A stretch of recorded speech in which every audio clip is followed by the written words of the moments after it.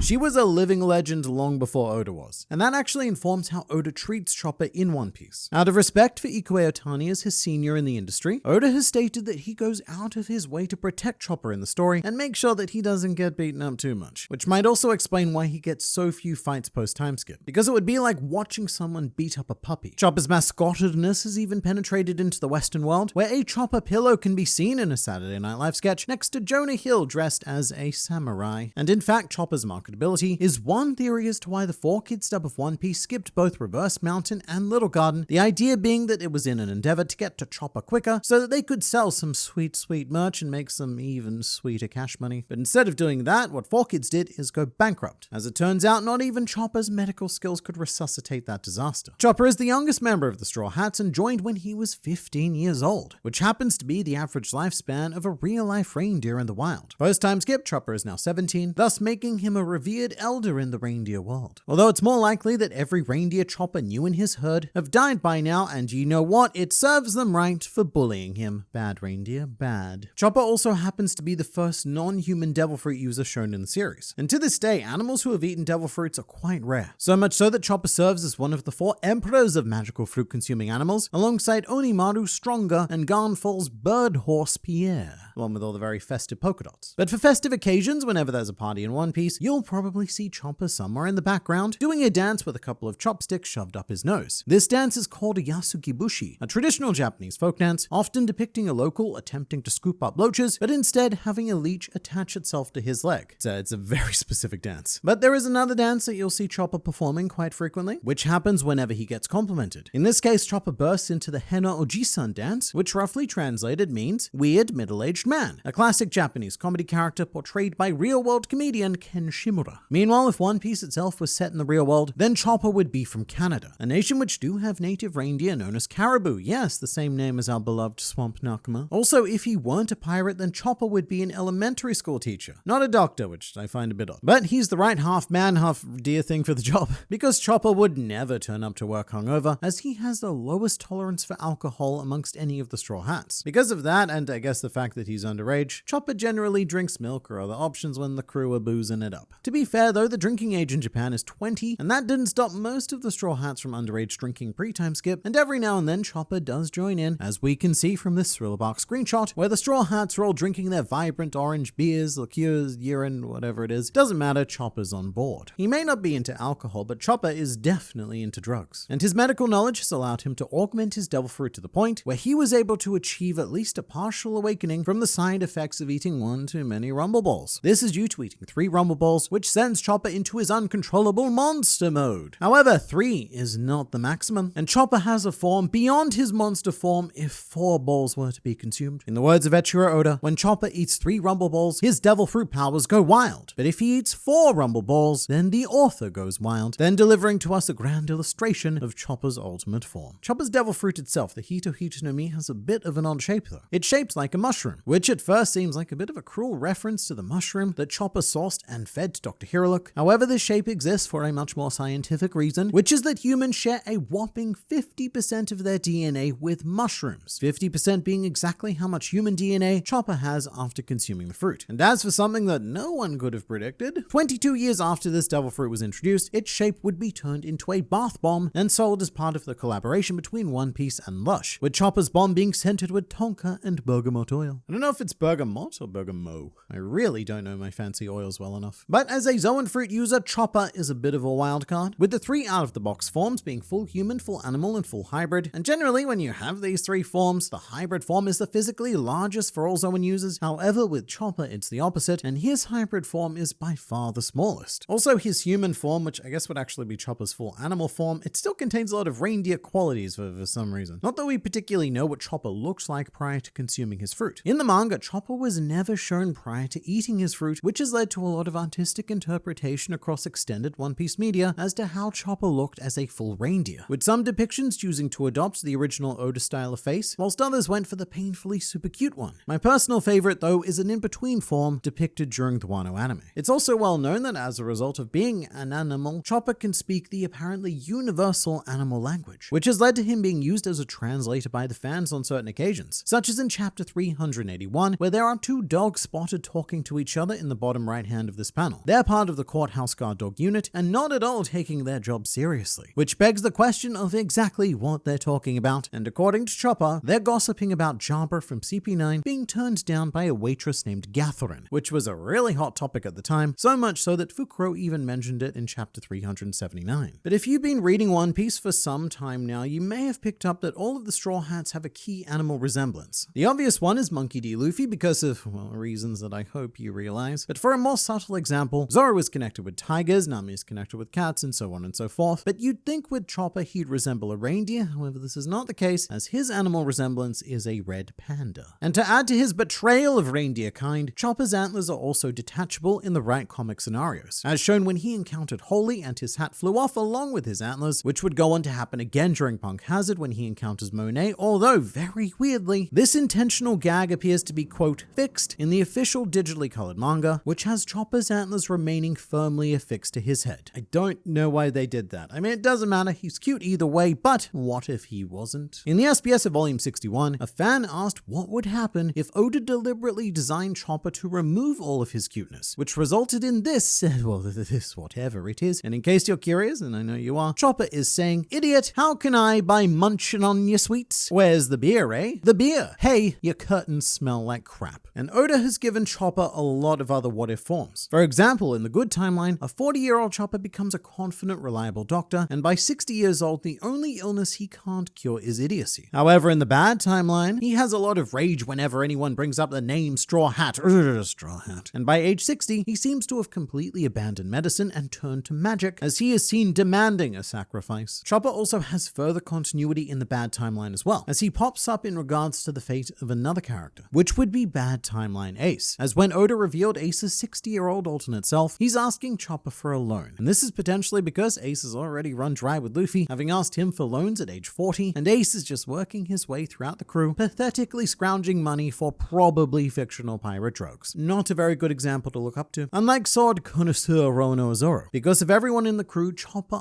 idolizes Zoro and looks up to him like a cool big brother. And this is why Chopper will usually run to Zoro whenever he's scared, and one Redditor even made a montage of every panel with Zoro and Chopper together displaying this dynamic. And furthermore, during the Little East Blue filler arc, Chopper even wears an extremely Zoro-inspired outfit, complete with black bandana, green shirt, and a tiger. Chopper's other key relationship within the crew is with Nico Robin. Robin absolutely loves Chopper and always keeps candy around to give him as a snack. In fact, in chapter 711, when Chopper is captured by the Tontatta tribe, they go through her bag where they find some interesting things, some notebooks, some lipstick, a gun, and a couple of pieces of candy for Chopper. In fact, Robin is so attached to Chopper that certain fans have expressed a desire to become Chopper simply to be cuddled by Robin. Another fan also expressed admiration for Chopper as a doctor and added that it had inspired him to study medicine, but mostly for the chance to examine Nami's body. And to continue that creepy trend, another reader then stated that Chopper had inspired him to become a pet, specifically Nami's pet. You really never know what you're going to get in One Piece volumes, but the one thing I can absolutely guarantee that will happen in the SBS section is people using this very public platform to express their kinks. The furry community even gets involved from time to time, as Chopper has been a notoriously difficult character to realize in the One Piece live theatrical stage shows, often resulting in actors needing to wear full-on fursuits and even quick change between these suits depending on what point Chopper needs to be in. Although in a lot of other extended media, you will often see Chopper be given a crown or portrayed in some sort of adorably regal manner. And the very first example of this was actually One Piece Movie 3, where Chopper did briefly become a king and had to help save a whole island from the evils of Count Battler, President Heavy, and of course, General Hot Dog. It's not a great movie, which is a shame because outside of that, Chopper doesn't get a lot to do in the One Piece films. For example, in One Piece Film Red, Chopper's official synopsis is condensed down to a mere 6 words, which are, Chopper was present during the concert. Peak fiction right there. Almost as peak as the drama conjured by Usopp, Robin, and Sanji, who all left the Straw Hats at one point. However, this gets neglected, but Chopper has also officially left the crew. During the Davy Back fight, he briefly but officially joined the Foxy Pirates as punishment for losing the donut race before being won back. But it's not all about drama. Chopper also dips his hooves into romance as well. And currently Chopper's romantic interest is Milky, a reindeer within the Mink tribe. Chopper fell in love with her the moment he saw her, and he was overcome with a very Sanji-style sensation. Which makes sense because this really is the first time that Chopper has seen a female of his species, which is half human, half reindeer. However, he does have some competition within the Mink tribe because Milky is something of a mink idol and even has her own merchandise. For example, when Jack first invades Zoe, you can see a mink wearing a Milky shirt. So clothes can be very meaningful, whether to display your inherited will or just to let the world know who you're simping over that week. Which is why after the time skip, a lot of fans were initially shocked that Chopper had abandoned his beloved hat given to him by Dr. Hirolik, because it's kind of like the equivalent of Luffy deciding to trade in his straw hat for a fancy new fedora. However, in the SBS of Volume 63, Oda clarified that post-time skip Chopper is in fact wearing not one but 2 hats, with the original one existing below the new cap that Chopper wears over it. And that might have something to do with Chopper being sent to the Torino Kingdom during the time skip, one of the first places that Bartholomew Kuma searched for a hopeful cure for his daughter Bonnie. However, Chopper's time on the island was far more successful, and they have since built a pharmacy in his honor known as the Tanuki Drugstore. Tanuki being a Japanese raccoon dog that Chopper often gets mistaken for. Although really anything with 4 legs and horns gets mistaken for Chopper, like that time on Long Ring Longland where Luffy saw a deer and said that it was Chopper's cousin. What a racist rubber boy. Especially in One Piece, because you can never really judge someone's origin from their appearance alone. For example, is this a reindeer? If you said yes, you're wrong. And if you said no, then you probably just said that to be oppositional, but I appreciate it nonetheless. This is actually a Tontatta, as when Toy Soldier Kuros was explaining the Operation SOP plan, within the crowd of Tontatta warriors is a dwarf Chopper standing between a dwarf Sanji and dwarf Nami. As for real Nami, in addition to catering for the crew's medical needs, Chopper also uses his skills to make a variety of beauty products for Nami, specifically lotions, foundations, and other assorted creams and things. He's a very talented chemist, and his skills should be reflected in his bounty. Numerically speaking, Chopper is the Straw Hat who has seen proportionally the highest single bounty increase within the crew, as after Wano, his bounty was multiplied by 10. However, the number that was multiplied was 100, and Chopper ended up with a total of 1,000 berries, which, for some perspective, the second least valuable Straw Hat is Nami, who sits at 366 million berries, so there's there's a little bit of a gap there. Traditionally, this low bounty amount has been because Chopper was thought to be the crew pet, and putting a large number on him would lead to an influx of faux Choppers being brought into the Marines. However, after Wano, Chopper has been publicly recognized as a senior officer of the Straw Hats, and yet his bounty is still so comically low, so I don't know. In the real world though, Chopper's notoriety could not be more the opposite. Like the other crew members, Chopper even has a statue dedicated to him in Oda's hometown of Kumamoto, in this case located outside of the Kumamoto City Zoo and Botanical Gardens. But all jokes aside, Chopper's strength is not to be underestimated, as during Whole Cake Island he blocked an attack from Big Mom and Emperor of the Sea with a guard point, which is an absolutely ridiculous feat, but he did it. He also withstood a burst of her Conqueror's Haki, so he has some world-class willpower going on there as well. Although before encountering Big Mom in chapter 825, upon entering Totoland territory, the crew were rained upon by a cotton candy cloud, which Chopper happily ate, and this minor event prompted a reader to ask Oda what he would do if he encountered the erotic book cloud and erotic books fell from the sky. To which Oda replied that he would eat them. Oda's motto of the SBS section is, "You're not missing out if you don't read it," and thus he revels in dumping you with useless information. Like this useless information that Chopper crunches his ice. That is a fact that Oda spent time, energy, and page space publishing. For something slightly more insightful, Chopper's birthday is on December 24th, which is of course Christmas Eve. Although in Japan, Christmas is celebrated on both the 24th and the 25th, and this is of course a reference to Chopper's blue nose being partially based on Rudolph the red-nosed reindeer. Chopper definitely faces a lot more unique challenges than Rudolph though, and in particular he has a lot more inner crises to deal with, such as a running theme in One Piece being that Chopper is consistently delusioned by world-famous doctors putting their skills to use for the sake of harm rather than healing. This first happened with Dr. Hogback on Thriller Bark, who was creating zombie slaves, and it went on to happen again during Punk Hazard with Caesar Clown experimenting on children, then Vince Smoke Judge on Whole Cake Island genetically engineering his own children, and of course Queen's virus creation. A lot of Chopper's struggles have also had to do with him coming to terms with himself as a monster, something not helped by his aptly named Monster Point, where he transforms into something resembling a horrific Wendigo type creature. But above all else, Chopper is a doctor through and through, and in fact the X on his hat is actually a medical cross that appears to have fallen over and can't get up, but it is still there. And despite being partially human, Chopper has no physical attraction towards other humans, to the point where in One Piece Pirate Warriors 3, Chopper is immune to Boa Hancock's petrification attack, and alongside Luffy, he is probably one of the only people on this planet who serves as a hard counter to Boa Hancock's abilities. And to celebrate, Chopper has provided vocals for 13 musical tracks across various One Piece CDs, including one Christmas track called Twinkle Twinkle, and a Chopper Man specific song where Chopper sings about his superhero alter ego, which, by the way, there was a full Chopper Man spin-off manga produced, chronicling the adventures of this adorable reindeer in a cape, which also makes it one of the extraordinarily rare pieces of extended media that does not feature Luffy as the main character. So if we've established anything during this video, it's that Chopper is a very famous boy. And Bartolomeo was lucky enough to get Chopper's autograph, which is a big inky mess of his hoof print, but it's actually really cool because the shape ended up making a skull. And really, what good is writing his name anyway? What does Tony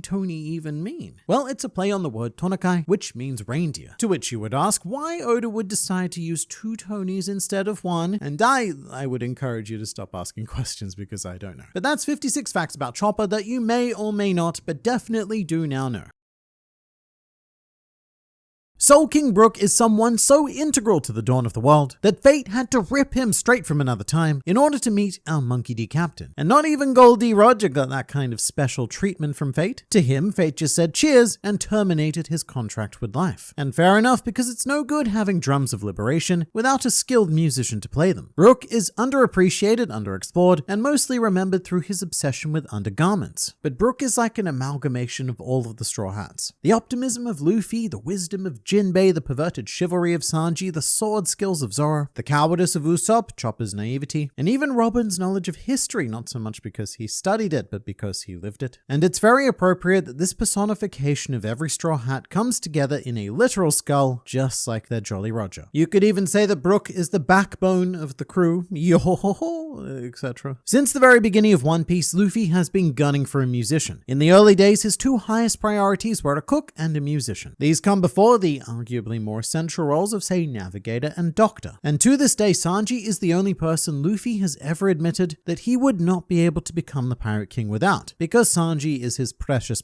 cook. And he would 100% say the same thing to Brook, because in Luffy's mind, they're equally important. In fact, a musician may even be more important. There's a great moment at the end of Arlong Park where Zoro's wounds are being treated and Luffy says, "A doctor? Yeah, that would be nice. But a musician should come first, right? Why a musician? Well, pirates sing, don't they?" Because that's Luffy's experience of pirates from Shanks and his crew. To Luffy, pirates and music are inseparable. But this isn't just a gag. In the real-world history of piracy, musicians were often considered the most prized members of the ship because real-world piracy isn't quite as fun and exciting as One Piece. There's a lot less light adventure and a lot more boredom, significantly less shower scenes, and a lot of dying of assorted diseases. So musicians were every bit as important as the ship's doctor to maintain the well-being of the crew. And in a way, Luffy is the only one who sees the true value of having a musician aboard his ship, although it's not something that he consciously considers. But Luffy and Brook have been a perfect match ever since they laid all two of their collective eyes on each other in chapter 442. For Luffy, this was love at first sight, and for Brook, this was his soulmate. And there is this extremely underrated panel in Brook's introductory chapter. Most people remember the big 2-page spread at the end where Luffy asked Brook to join the crew, but very few people remember where Luffy actually made that decision. It happens in this set of 3 panels. The ghost ship appears with Brook singing, and he's sandwiched by Luffy and Nami. Nami being utterly terrified because she's seeing a singing skeleton in a spooky environment, and Oda chose Nami very specifically because she's an audience grounding character. Generally, whatever Nami feels is what we're meant to feel, because she's the normal, mostly well-adjusted and intelligent person in every scenario. So using her as grounding informs us as to what Luffy's feeling, or at least it gives us the illusion that we think we know what he's feeling. But with Luffy on the other side, he's in shock, but for a completely different reason. This facial expression is so subtle, but he's in awe of Brook, and it's in this panel that he decides to ask Brook to join the crew. Hence, when we do finally get to the 2 pages, Luffy says, "Never mind all that, do you want to join my crew?" And without any hesitation, Brook says, "Yeah, alright." Although before asking Brook to join, Luffy's most pressing question is whether or not skeletons poop. And just to further prove that Brook and Luffy are perfect, Brook answers him immediately. They're on the same mental wavelength. Because Brook isn't humoring Luffy, he doesn't see this as at all a strange question to ask. This is a perfectly normal conversation that 2 people are having within their own world. And in general, everything about Brook is so simple and easy. Just like Luffy, and that's what I love about him. This ease can be a bit of an issue though, because this has never happened in the history of the Straw Hat Pirates. Almost everyone rejects Luffy's initial offer and he has to really struggle to convince them. Probably the closest thing we have to another yes was Jinbei, who said, "Yeah, but like maybe later?"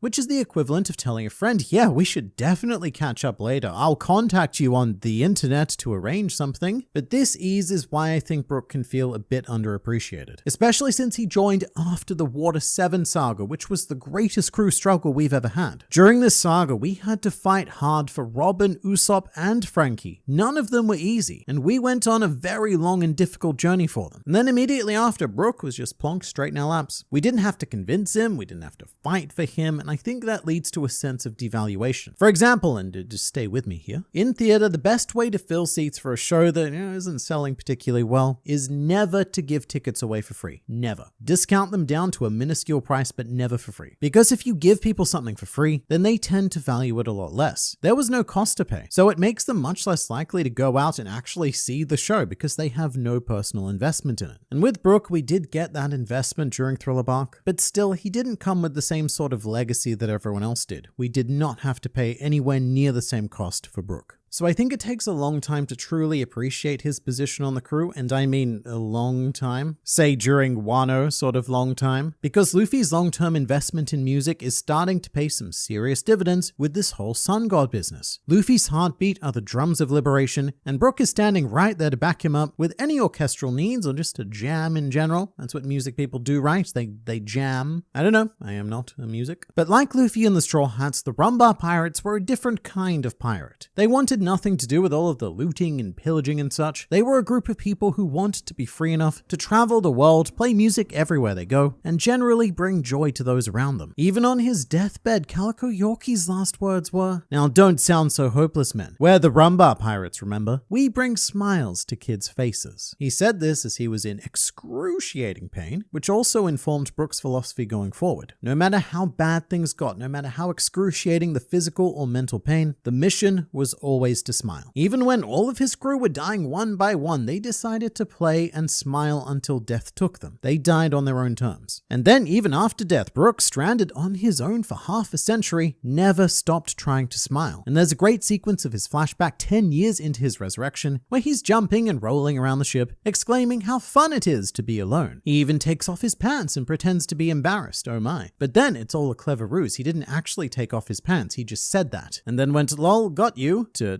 no one, but it was very fun, I'm sure. There isn't a single situation in life where Brook has succumbed to despair, which is something that Luffy can't even say because he was shattered after Ace's death, and it really took Jinbei to drag him out of that. So if anyone truly deserves the title of Joy Boy, it's Brook, which by the way is exactly what you need in a musician. Going back to real world piracy, if the morale of the musician is broken, then you are truly screwed. But also on some very deep level, Brook gets Luffy in a way that no other Straw Hat does. Despite him being the person to have spent the least amount of time with Luffy, even Jinbei spent more time with Luffy during the last saga of Pre-Time Skip, because Brook was only with the crew for like a week before he got popped away by Kuma. And what did Brook do? He made the best of a bad situation by casually stumbling his way into becoming a global rock star. He truly is his very own Joy Boy. Sure, he's had tragedy, but these days he's always smiling, or at least smiling as best he can without lips. You cannot break Brook's spirit. Nothing can. That's why when Oda had to draw all of the good and bad timeline Brook variants, they all turned out exactly the same. Because Brook is a multiversal constant. He is unwaveringly optimistic and will always reach his full potential, even in the universe filled with the most tragedy and hardship. That's the thing about Brook. He just gets the job done. He never complains, he never questions decisions. He just gets the information and completes the task, no matter how impossible it may seem. This is the man that you can trust to 1v1 an Emperor of the Sea and not only survive, but come out of that conflict with 3 poneglyph rubbings and the ability to brag about having slept with said Emperor, which I guess it is literally what he did. But the same goes for every Brook action. Half of the crew has been turned into modern art, not a problem. Brook, even under that same spell, is gonna fix the situation for everyone. Or say we need to smash Mother Carmel's picture or we're all dead, no worries, Brook's got it. As a reader, Brook is the Straw Hat I trust the most, because everyone else is gonna find a way to screw up the mission. Zoro's gonna get lost, Sanji will get distracted by women, Luffy is, well, he's Luffy. But Brook, he's just gonna go and do the thing. And even with that in mind, somehow Brook seems to carry less value, which I think comes down to shonen value. Brook probably gets underappreciated because he doesn't really get the standard Straw Hat 1v1s. The only one he's had was with Zio on Fishman Island. Punk Hazard didn't give him much to do, he wasn't present for Dressrosa. Zoe had no fighting to do unless you were an elephant. Whole Cake Island was a very non-typical mega arc. And on Wano, he did get a great moment alongside Wano, defeating the Number and her gaggle. But Brook doesn't really have his defining shonen moment. He doesn't have his equivalent of Zoro versus Mr. One, which is something that even characters like Nami and Usopp have because of their, I guess, ironic seniority within the crew. And it's a shame, because he actually has some of the most interesting abilities of all crew members, because the dude can literally summon the chilling winds of the underworld. Oh, and of course, he has an afro, which Long Ring Longland established is simply overpowered. But he is genuinely powerful. I mean, he one-shot a number on Onigashima. But then again, Brook is, he's a non-standard shonen currency, and that's fine. Everything Brook accomplishes, he does because someone or something else is acting as a distraction. He's a very precise surgical instrument that, when given the opportunity, can do anything. But he's not the kind of guy to burst into a room and just, start punching. He very much operates in the background. But then again, he's also the perfect middleman in terms of strength. Brook isn't so powerful that strength becomes his primary narrative focus, but he's also not so weak to the point where Oda has to find ways to keep him out of higher level conflicts. He's this really great gap filler. You can jam Brook in anywhere and he just works, which includes crew dynamics as well. At 90 years old, Brook is by far the oldest Straw Hat, so he's capable of having mature interactions with the crew elders like Robin and Jinbei, but he's also capable of wacky hijinks with the kids. Brook is very much like the cool grandfather, and we know that Brook and Luffy are already a perfect fit, but Brook also works well with Zoro because they're both swordsmen. Further than that though, like say on Thriller Bark where Zoro visits the grave of the Rumbar pirates that Frankie built, the reason why Frankie built that being that they simply could not store all of the bones on the Thousand Sunny, there were too many. But Zoro brings Yubashiri, the sword that got destroyed on Enisobi, and he asks Brook if it would be okay for his dead sword to rest here as well. Quite the touching moment between swords people. But Brook also naturally goes with Sanji because they're both perverts. Usopp and Chopper also work well because the three of them have that over-the-top comical fear. And with Chopper, Brook is probably the only Straw Hat that he never has to worry about because, well, he's already dead. There's nothing Chopper can do to fix that. Then with Frankie, they're both weird physical specimens that greatly enjoy music, but Brooke also has a fun dynamic with Robin. When the crew first met Brooke, there are only two people who weren't terrified, Luffy and Robin. Robin had a completely neutral expression when she first met Brooke, and I think that plays into her fascination with morbid things. It's not even really a fascination, it's just that she sees the world through a different lens. And actually, she doesn't react at all to Brooke asking to see her panties. But of course, on the topic of panties, that's probably, the one little stain on Brooke's name. One of the many reasons why Thriller Bark gets a bit tricky is because it features the pervert trio of Sanji, Absalom, and Brooke. Now, to be fair, Brooke is definitely the least annoying of the three. His panty gimmick doesn't happen as often, and it does, weirdly, ultimately have a payoff very far down the line when he uses the gag to distract Big Mom for a fraction of a second, just enough time to bisect Zeus and save the entire crew on Whole Cake Island. Whereas I don't think Sanji's pervert gimmick has ever really been a benefit. It's almost always been a detriment, especially in the nose bleeding days. And he also has a much wider arsenal of pervert behavior. Whereas for Brooke, it's just one specific gag that comes out rarely. Sort of like how he runs on water, Brooke manages to straddle this balance while Sanji drowns. There is an interesting argument to be made with Brooke, which is that he was given the panty gag on purpose as a way of showing how out of touch he is with the modern world. Sort of like how back in the old days, everyone would give their secretary a pat on the butt to say good job or whatever. But I personally don't believe that. I think that this gag was given to Brooke because Eiichiro Oda is himself a bit of a pervert, and it has no greater purpose than that. It's not some big social commentary. But even then, this is the worst thing that Brooke has ever done. Compare that to, say, Usopp leaving the crew, Sanji leaving the crew, and even that one time where Luffy bet the lives of the entire crew on a Davy backfight with Foxy. Although speaking of Davy backfights, I know this isn't canon, but in the Adventure of Nebulandia special, Brooke implied that he and the Rumbar Pirates once participated in a Davy backfight. Again, not canon, but there is still so much canon information about Brooke's history that we don't know. When introducing himself officially to the crew, he lays out his history as a leader of a battle convoy in a certain kingdom. So Brooke has an entire section of his life that we know next to nothing about. And there are various puzzle pieces that lead us to speculate that this certain kingdom was the Toroa Kingdom in West Blue, an island famous for producing high-quality musicians, one of which was even being sold as a slave on Sabadi. His name is Byron, and he was dressed in a very similar style to Brooke, as well as half of the Rumbar Pirates. I mean, the other half were dressed as cowboys, which is an entirely different thing. But in addition to his hidden past, Brooke also has an exceptional role to play in the future. Brooke isn't just here as support. Every crew member has an integral role. So imagine the crew getting to Laugh Tale, with Robin reading the final text to guide the crew to the One Piece, and it just says in perfect ancientese, "Play Bink Sake, lol," which is not at all out of the question because Bink Sake is a song that transcends time. The Rumbar Pirates played it, the Roger Pirates sang it, the Red Hair Pirates, they couldn't get enough of it, and eventually the song was passed all the way down to Luffy. Perhaps even a message that was passed all the way down from the Void Century. In fact, the final line of the song contains the phrase Warai Banashi, which means funny tale, and happens to be the line that Roger quoted immediately before naming the final island Laugh Tale. And in a way, this would be really fun, because even if Blackbeard got to Laugh Tale first, then he'd be screwed because his crew doesn't have a musician. So the fate of the entire world could very much come down to a single skeleton. And this is why Brooke left his superstar music career, a lifestyle of being able to play music to endless amounts of people, because on some level, he knows that the music he plays with Luffy is going to have a much greater impact on the planet.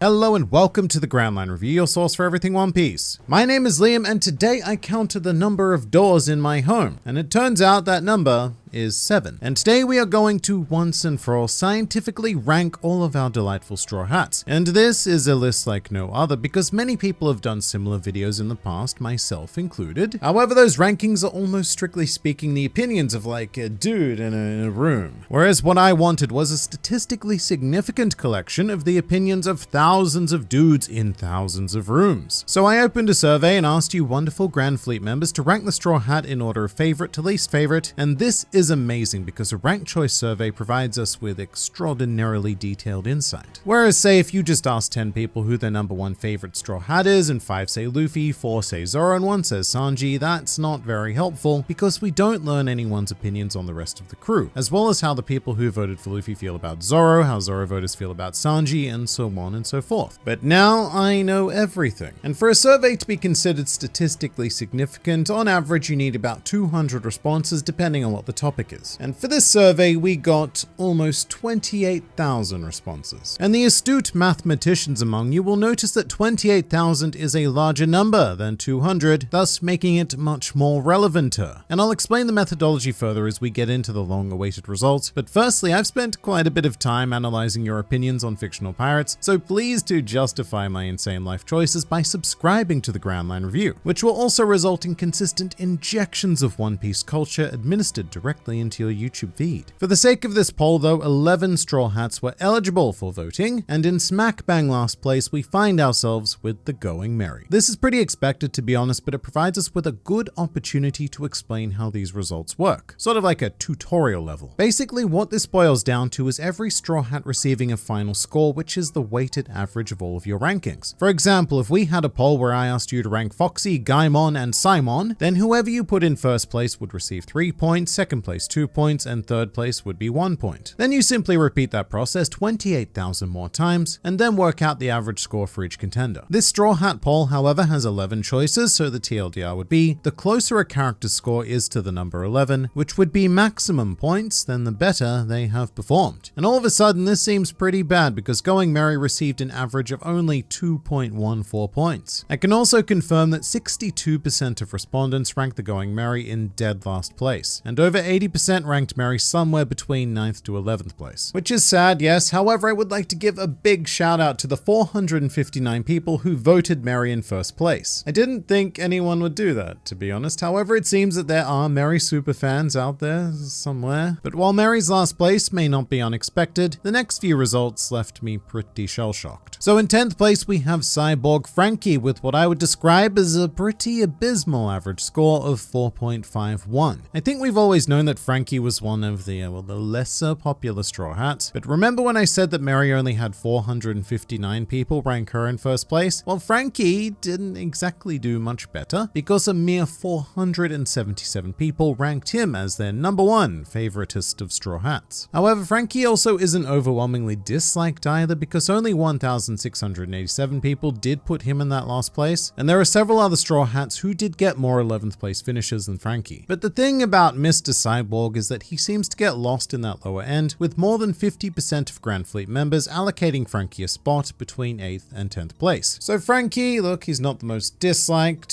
he's not the most liked, but I think in general he just gets a bit forgotten about or reprioritized in the midst of everyone else. In 9th place we have our adorable Straw Hat mascot, Tony Chopper, and this is going to be our first major upset of the survey. This is because in the recent World Top 100 character poll, Chopper actually ranked higher than both Jinbei and Brook. However, with our ranking system in place, this little reindeer does lose his footing a bit. Chopper's main allocation amongst the Grand Fleet was from the positions of 6th to 9th, which is where about 55% of you decided he belonged. So inching slightly closer to the upper rankings than Frankie, but Chopper is still a bit of a neglected boy. Which does surprise me because whilst Frankie can be an acquired taste, you know, Cyborg and Speedos, it just isn't for everyone. I mean, Chopper is practically genetically engineered to be this universally adorable mascot character, but I guess apparently that's not quite the case. Especially because defeating Chopper in 8th place, we have our most recent of Straw Hat inductees, Jinbei, with an average score of 4.95. So not too far from Chopper, but still definitely far enough. And honestly, I thought that Jinbei would be pretty close to last, maybe 10th place just in front of Merry, but our whale shark certainly does have some strong support. Not at the very top, mind you, because only 341 individuals ranked Jinbei in first place, which is actually over 100 votes less than the Going Merry received in that position, so that's something. But Jinbei is someone who I can really only describe as statistically solid. He particularly seems to shine quite brightly between the 4th to 8th place positions, which is where roughly 57% of Grand Fleet members placed him. So he's what I would describe as a perfect middling Straw Hat. Almost nobody profoundly loves or hates him, and despite his very recent addition to the crew, it seems that we, as a fan base, have a solid appreciation of exactly what he brings to the table. However, stepping into 7th place and finally breaking the 5-point average barrier, it is Baruch. Although not necessarily due to any kind of immense love for the skeleton, the total number of people who ranked Brook in their top 3 lands at about 11% of voters, which actually that's pretty alright. It's certainly more than Chopper and Frankie, but it is noticeably less than Jinbei. Where Brook ultimately proves victorious over Jinbei is all about the amount of people who ranked them in last place. Brook had a total of 1,142 deem him to be their least favorite, whilst Jinbei had a significantly higher 1,847 people dump him in that unceremonious spot. Otherwise, the stats are pretty remarkably similar in every other position, and it's just that Jinbei seems to have a lot more haters than Brook. He does have a lot more lovers as well, but in this case, the haters tend to outnumber the lovers, which allows our skeleton man to sail right into 7th place. For position number 6 now, we have one of the results that shocked me most, being Nami. And it's not so much the 6th place ranking. Despite coming 3rd overall on the World Top 100 poll, I think that was a very strange aberration, and Nami has traditionally always been a very middling straw hat. But what really shocked me is that of every straw hat in this survey, Nami got the least amount of number 1 rankings. Only 332 people elected to put Nami in 1st place. That's less than Frankie, less than the Going Merry, less than everyone. And to put that result into some perspective, if this poll was conducted as a simple choose your favorite number 1 straw hat, then Nami would have ranked in dead last. She also had quite a minimal amount of people put her in 2nd place, but where the Nami voting avalanche begins is 3rd place onwards, with roughly 50% of people placing her between 3rd to 6th place, which isn't too bad. In fact, look, it's a very strong showing, but the thing that really holds Nami back is her deficit of 1st and 2nd place rankings. Edging our way into the top 5 now, it's time to encounter the man whose nose is long, and that is Usopp. A man who gets very close to breaking the 6-point average, but not quite. And Usopp is actually very notable in this poll because just over 6% of all Grand Fleet members ranked him in last place. In fact, the only characters who did worse than Usopp in this regard were the Going Merry and Jinbei, but the latter only barely. And I can't say that Usopp has a lot of strong support at the top either. I mean, just over 10% of people put him in 1st or 2nd place, which it's pretty alright. And that's definitely what ultimately paved his way to overcoming Nami, because otherwise Nami and Usopp share the exact same strength base of that 3rd to 6th place power. So what we can take away from all of this is that yes, there is still a small cohort of Usopp dissenters out there, but by and large he's an average top 5 for the majority of the fans. Landing just outside of a podium finish is our number 4 most popular of straw hats, and say hello to Nico Robin. There were a lot of surprises in this poll, but I think this is the one that hit me the hardest. I know that Robin has done fairly well in character polls, but I had no idea just how much we as a collective fan base loved her. I think this performance is absolutely incredible, especially because more often than not, Robin doesn't actually get to do much, if anything, in the series. She did have her golden days of Skypiea and Enies Lobby, but then was more or less retired to the background for the next 15 or so years. So it's simply astounding that she can keep this kind of popularity through that. And the fact that only 332 people out of 28,000 ranked her in last place is a pretty phenomenal endorsement that we want more Robin. Do it. Gimme. To the bronze medal now, we have Sanji, who has managed to break the 7-point barrier. And this is very intriguing because Sanji may have ranked in 3rd place, but not in the way that I suspect many Sanji fans would have liked. Because one thing to note right off the bat is that Sanji received more than twice as many last place votes as Robin. Meanwhile, only 7.5% of Grand Fleet members actually rank Sanji in 1st place, which yes, is more than every other straw hat so far, but when you see 1st and 2nd place, you'll realize why this number might not be so great. However, Sanji's most flooring statistic is that just over 20% of people rank Sanji in exactly 3rd place. So 1 in 5 of our 28,000 survey takers decided that Sanji was a solid 3. Although I should say that more than 50% of people ranked him between 2nd and 4th place. It's an absolutely astounding number, and it's the largest concentrated glob of votes that we've seen so far. The keyword being so far.